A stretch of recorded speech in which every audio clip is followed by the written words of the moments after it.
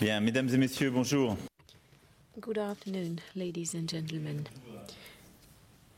First and foremost, I meant to thank President Trump for his visit to Paris this afternoon and tomorrow morning, as well as thank his delegation. I was very pleased to be able to welcome President Trump and his spouse today. He accepted the invitation I extended a couple of weeks ago in order to invite him to join the ceremonies of the 14th of July tomorrow. I think it is both a symbol and very important that the President of the United States could be with us tomorrow on the occasion of our National Day and attend a military parade to which the American troops will take part. We will be also commemorating the 100th anniversary of the American troops joining World War I with the Allies and France. I think it is important because beyond daily news, we live in countries with roots which are deeper and go further and are beyond who we are. So the presence of President Trump was, in my eyes, not only natural, and I think it is also an excellent thing for the history of both our countries. Earlier today, we started by sharing part of our joint history at the Invalides Museum, the Army Museum. Then we had a working session, and I shall say that I'm extremely pleased about it.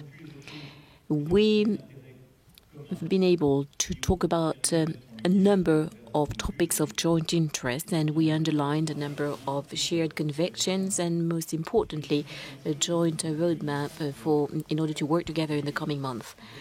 We agreed to do our utmost to have to implement a free and fair trade and in the field. And this is what the G20 in Hamburg also expressed in terms of sensitivity. We want to work together in order to implement some efficient measures to tackle dumping anywhere it is taking place in all the fields by sharing the information that we have and making sure that both the European Union and the United States can take the necessary measures in order to protect, within the context of free trade, but a fair free trade, that we can protect all of our sectors of activities where we are active. We then had a long discussion which enabled us to cover all of the topics of international policies and the challenges for the security challenges for peoples as well. When it comes to fighting terrorism, from day one, I can say that we've seen eye to eye, and we are strongly determined to take any necessary measures in order to root out terrorism and to eradicate it no matter where, in particular their narrative. On the internet, we agreed to strengthen our action and our cooperation in fighting against propaganda. We want to get all the major operators to limit the propaganda and also tackle cybercriminality. These topics, I believe, are fundamental, and I do hope that we can strengthen the cooperation between both our countries. And it is with a lot of satisfaction that I heard from President Trump the very same approach, and our services will then therefore be working together in the coming weeks and months to have a solid action map for that. Regarding the situation in Iraq and in Syria, here again we agreed to continue to work together, in particular in order to be able to launch together some diplomatic initiatives in order to put in place a roadmap for what will come after the war. We talked about our role, our post-conflict role, but initially we want to put in place a contact group in order to be more efficient, in order to be able to support what is being done by the United Nations, in order to support a political roadmap, in particular for Syria after the war. It is important to put in place some inclusive political solutions for that period of time. We know where destabilization comes from. The roadmap will take care of that, we'll cover it, and we'll also ask our diplomats and our staff to work along those lines so that in the coming weeks some concrete initiatives can be taken and supported by the P5. We also share the same intentions regarding Libya. And like I told President Trump, I very much want to take a number of diplomatic initiatives, strong ones, given the situation that we know, and which requires more stability and better control over the region. Be it Libya or the Sahel, I think I can say that we have the same vision, a very coherent understanding of the situation in the region, and the same willingness to act very clearly against any form of terrorism and destabilization. Next, climate. Well, here we know what our disagreements are. We've expressed them on a number of occasions, but I think it is important that we can continue to talk about it. I very much respect the decision taken by President Trump. He will work upon implementing his campaign promises, and as far as I'm concerned, I remain attached to the Paris Accord, and will make sure that step by step we can do everything which is in the Accord. Ladies and gentlemen, this is in summary what we've been talking about. We will continue with a friendly tone and informal one this evening regarding trade and security for both our countries, the fight against terrorism, stability in the Near and Middle East, in Libya or in the Sahel. I can say that we have a shared determination. The United States is extremely involved in the Iraq war, and I would like to thank President Trump for everything that's been done by the American troops against this background. But I would like him to know that I am fully determined to act together with him in this respect. Fully determined.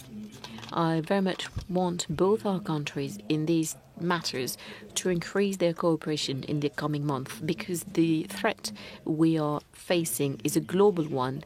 Our enemies are trying to destabilize us by any way, and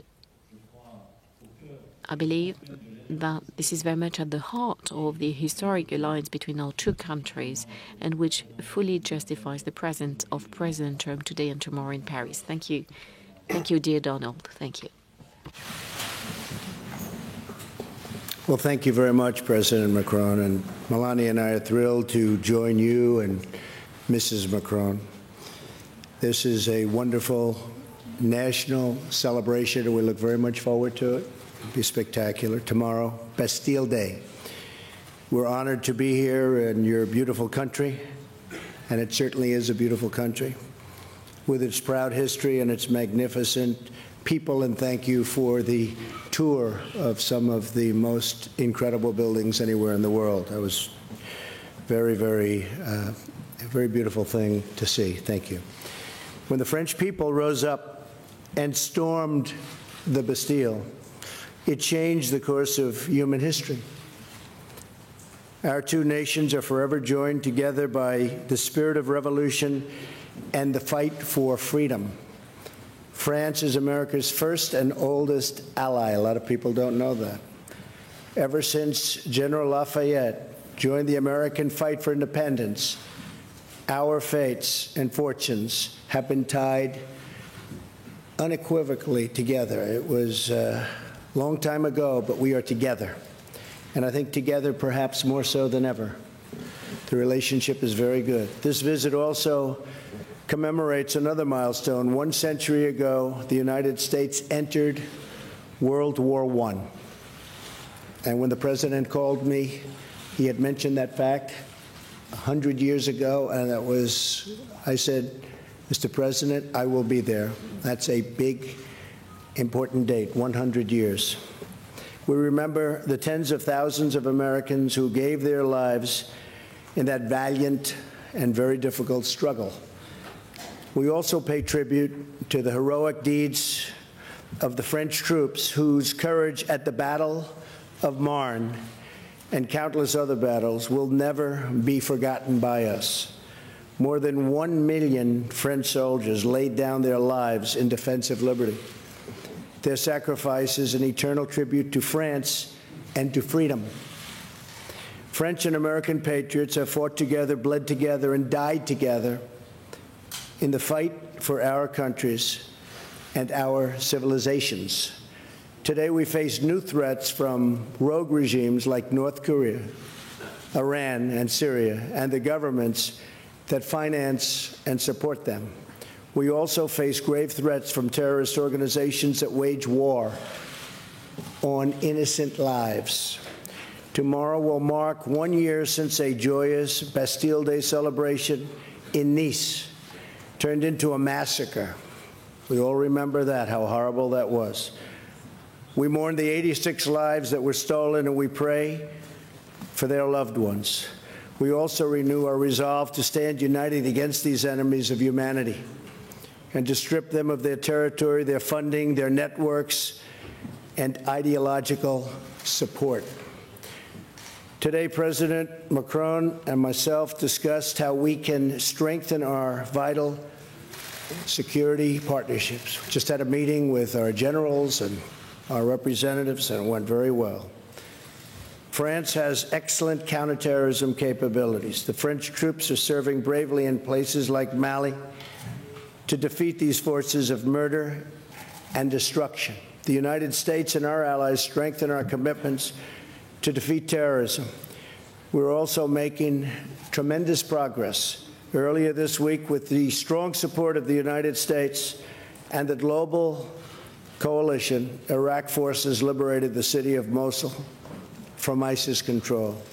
Now we must work with the government of Iraq and our partners and allies in the region to consolidate the gains and ensure that the victory stays a victory, unlike the last time.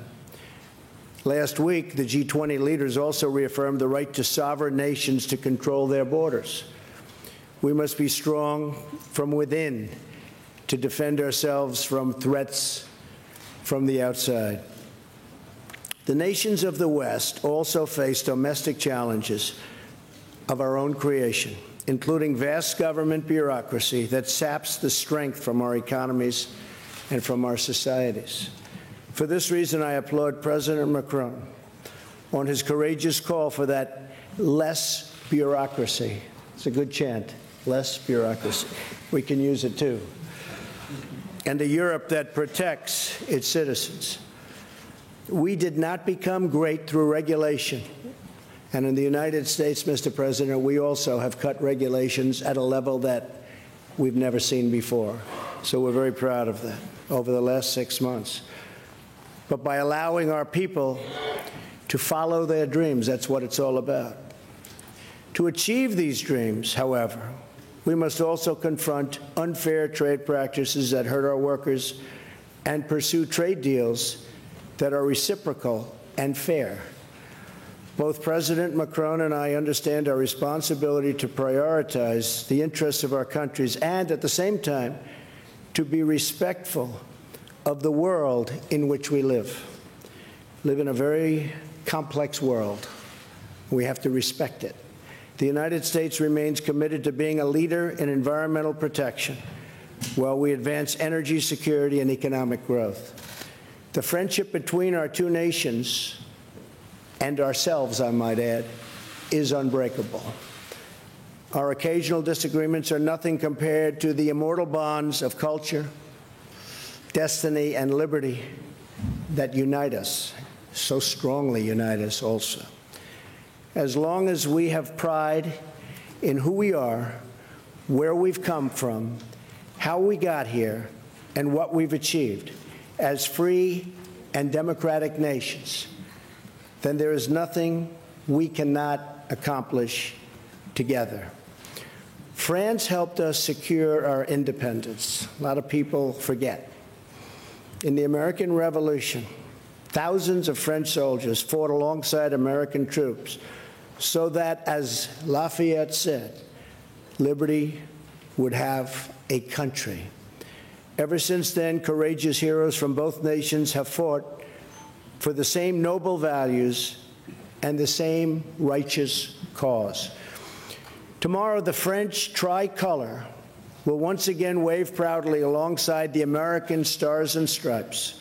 Our brave soldiers will march side by side, and we will all be inspired to protect and cherish the birthright of freedom that our ancestors won for us with their sweat and with their blood.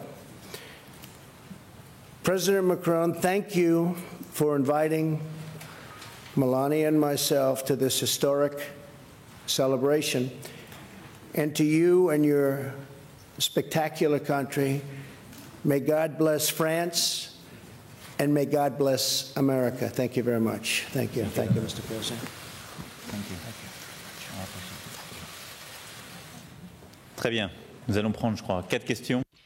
Very well. I think we will be taking 4 questions. Et ni le président Trump ni moi-même n'avons.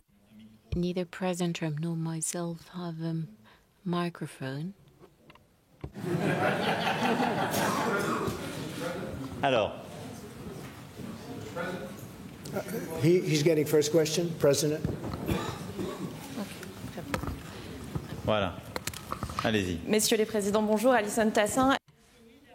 A question from LCI. Sure, the question, first of all, President Macron, regarding what you said on the occasion of the press conference together with Chancellor Merkel. Do you still hope that President Trump, or did you still hope that President Trump could change his mind regarding the Paris Accord? And now, President Trump, is it possible for you to come back to the Paris Accord and change your mind? Next, regarding your relation, how would you describe it today? What about the dinner tonight? Is it going to be a dinner between friends? Well, regarding climate, well, we have a number of disagreements, which are in particular due to the commitments taken by President Trump vis-à-vis his during the presidential campaign. So did I. I'm aware of how important that is, but we therefore talked about our disagreement, and we actually discussed the matter even before President Trump reached a decision. Next, should that have an impact on the discussions we are having on all other topics? No, absolutely not. This is the reason why we share the same views and some major common goals on many other topics, or all other topics, which we've been discussing today, and we shall move forward together. Next, well, of course, President Trump will tell you about it, but he's made a number of commitments, and we're going to be working together. And my willingness is to continue to work with the United States and President on this very major topic. I understand that it's important to save jobs. That being said, we shall leave the United States of America work on what is its roadmap and continue to talk about it. So today there's nothing new and unprecedented, otherwise we would have told you about it. But I believe there is a joint willingness to continue to talk about this and try and find the best possible agreement. As far as I'm concerned, I remain extremely attached to the framework of the Paris Accord, which has been a major international breakthrough, and it is within that framework that I'm working on our priorities, including for the European Union.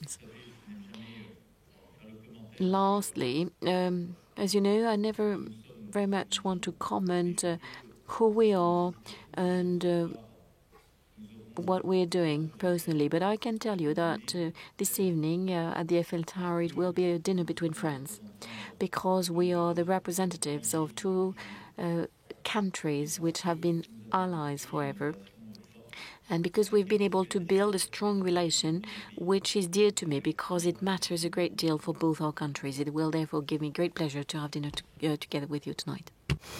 I think that I can reiterate, we have a very good relationship, a good friendship, and we look forward to dinner tonight at the Eiffel Tower. That'll be something special. And yeah, I mean, something could happen with respect to the Paris Accord. We'll see what happens. But we will talk about that over the coming period of time. And if it happens, that'll be wonderful. And if it doesn't, that'll be okay too. But we'll see what happens. But we did discuss many things today, including the ceasefire in Syria, and we discussed the Ukraine. We discussed a lot of different topics. We briefly hit on the Paris Accord, and we'll see what happens. Okay? Yes, ma'am. Go ahead.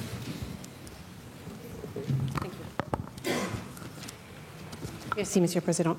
Mr. President, your FBI nominee said if someone in a campaign got an email about Russia like the one that your son Don Jr. received, that they should alert the FBI rather than accept that meeting.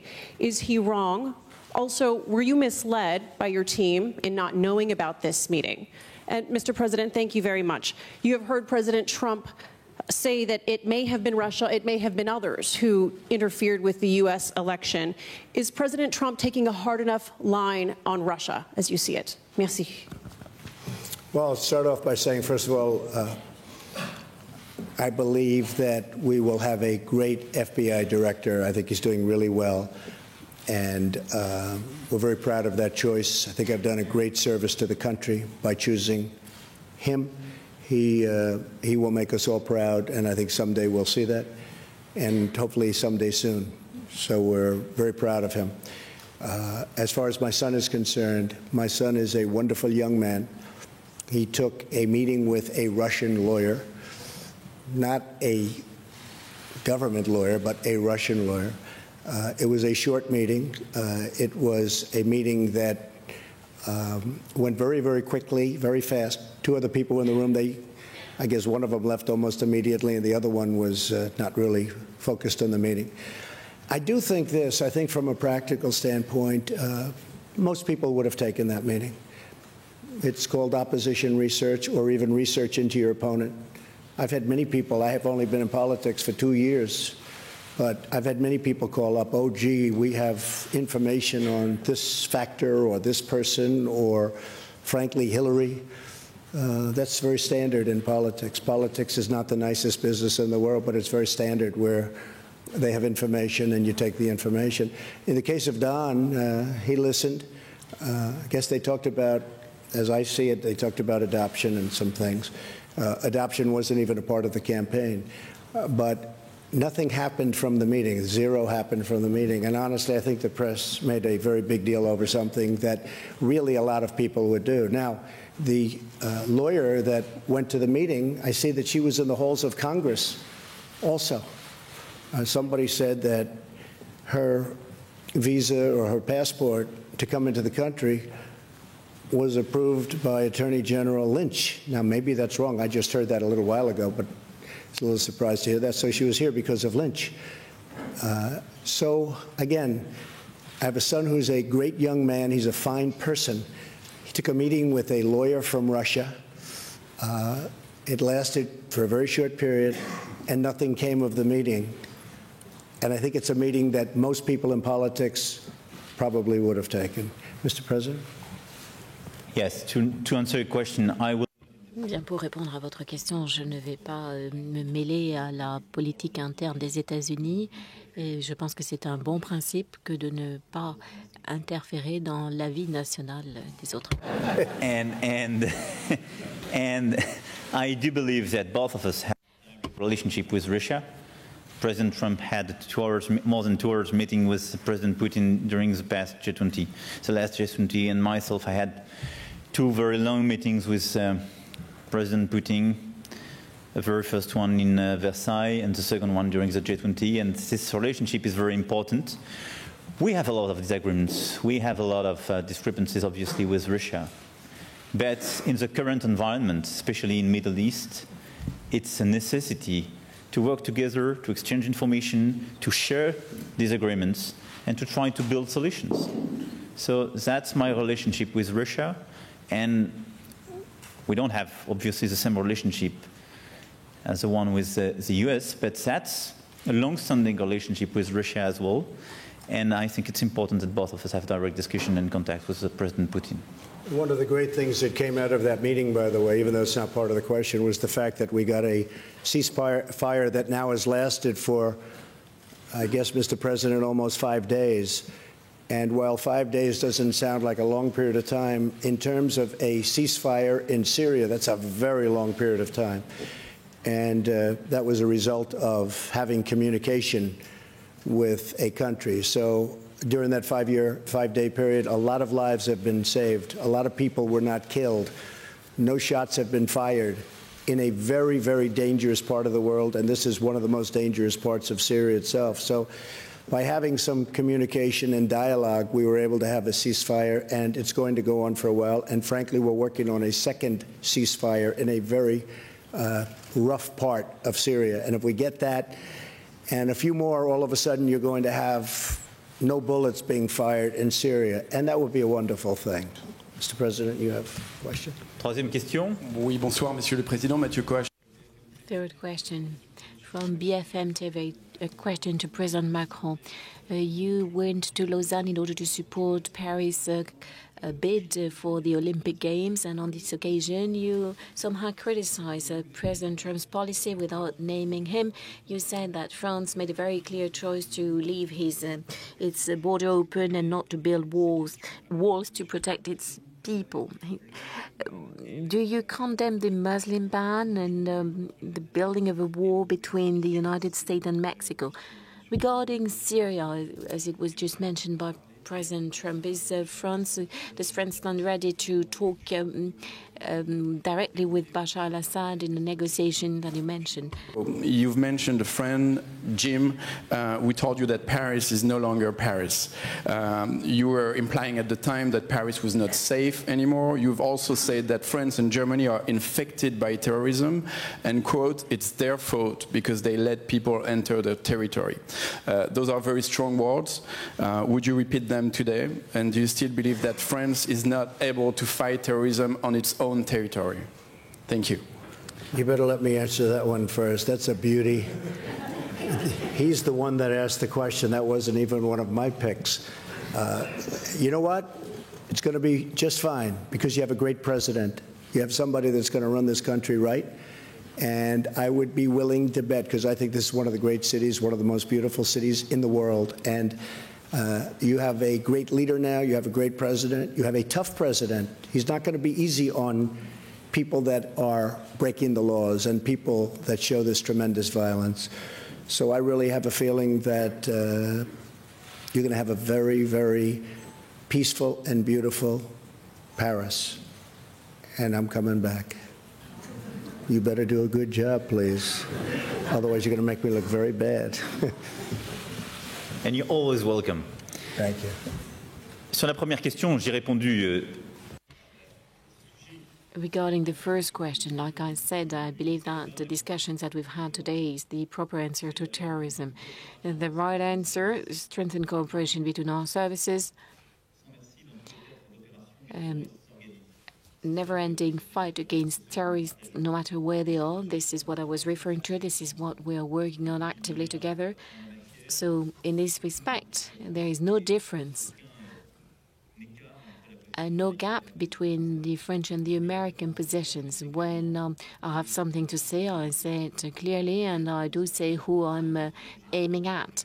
And when I refer to those who've been my opponents in the French political battle, I also mention the names.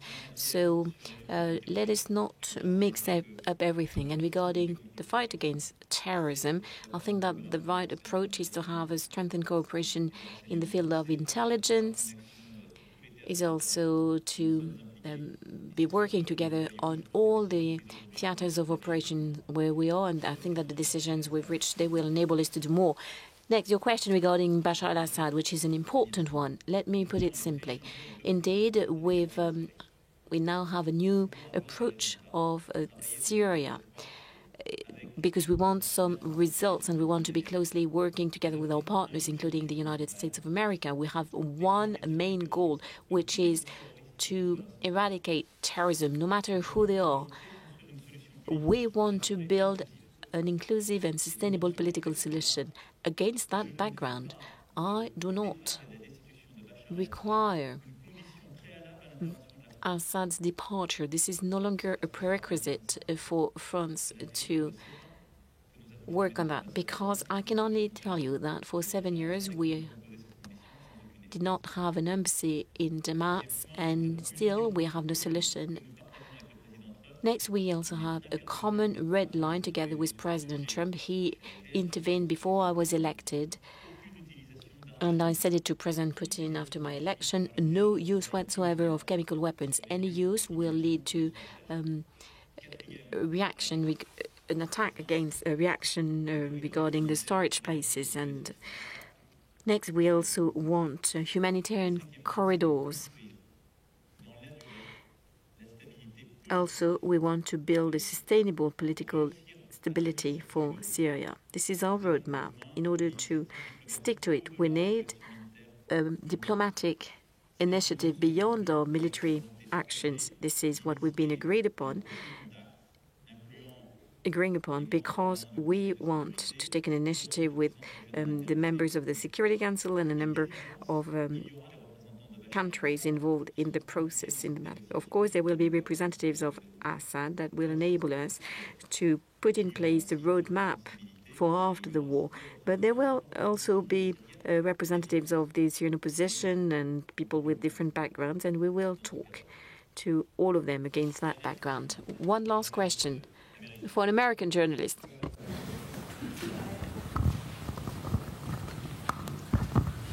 Thank you, Mr. President. Thank you very much. Phoenix TV of China. Ma question est adressée à deux présidents. Monsieur le Président Macron, vous avez eu la première rencontre. For both presidents, Mr. Macron, you had your first meeting with the Chinese president during the G20 summit. What will France do? How will France cooperate with all of these areas with China? And what do you think personally of Mr. Xi Jinping? President during the G20 summit, and how do you want to continue to work with China, and what do you personally think about Mr. Xi Jinping? Thank you very much. Well, he's a friend of mine. I have great respect for him. We've gotten to know each other very well. A great leader. He's a very talented man. I think he's a very good man. He loves China, I can tell you. He loves China. He wants to do what's right for China. We've asked him for some assistance with respect to North Korea. Probably he could do a little bit more, but we'll find out. We're now working on some trade deals. He's been very nice. He's let, as you know, beef go back in, certain financing go back in, credit card financing, and various other things go back in at my request, which is a great thing for our farmers. So a lot of good things are happening, but we're going to be working on some very major trade components. But President Xi is a terrific guy. I like being with him a lot, and he's a very special person. Okay, thank you. J'ai eu le premier entretien physique après une discussion téléphonique. I first talked to President Xi over the telephone, then I got to meet him in the margin of the G20 summit in Hamburg. Early next year, I will be traveling to China. We've agreed to it. So I cannot say that he's a friend of mine or that I know him very well, because I very much want to say things as they are. But we had some initial contacts which were extremely fruitful and positive. I have a lot of respect for President Xi, and I would like to say that over the past few months he did express his willingness to have a vision for multilateralism and wanted to commit himself on a number of topics. I think that many of us remember his words in Davos, and he there very strongly expressed his vision of the role of China. We have a number of joint commitments, including on climate. He's very committed to that, and he told me that he wanted to do more in the field, and I can only be happy about it. He wants some strong cooperation. And like President Trump said, there are also the trade issues, and regarding a number of activities, there are issues, there are differences, but a joint willingness to sort them out. And as permanent members of the Security Council, we want to work together on all of the topics we've been discussing today. And China, in this respect, is a key partner in order to build peace all around the world. And I share what President Trump just said, that China is to play a very specific role regarding the rising tension, the growing tension with North Korea, and it's important that China can play fully its role in the region. In summary, I think he's today one of the great leaders of our world, implementing a major an ambitious reform of China, society and the economy in China, and therefore my willingness in this respect as well is to have a strategic dialogue, the purpose of which is to continue to talk about the industry, civil nuclear industry, economic matters, and talk about any difficulties we may have together. Bien, il me reste. Very well. Allow me to thank you, ladies and gentlemen, and once again thank President Trump for his visit, and I will be seeing him in a few moments in a friendly atmosphere. Thank you very much. Great honor. Thank you. Thank you, my friend. Thank you. Thank you.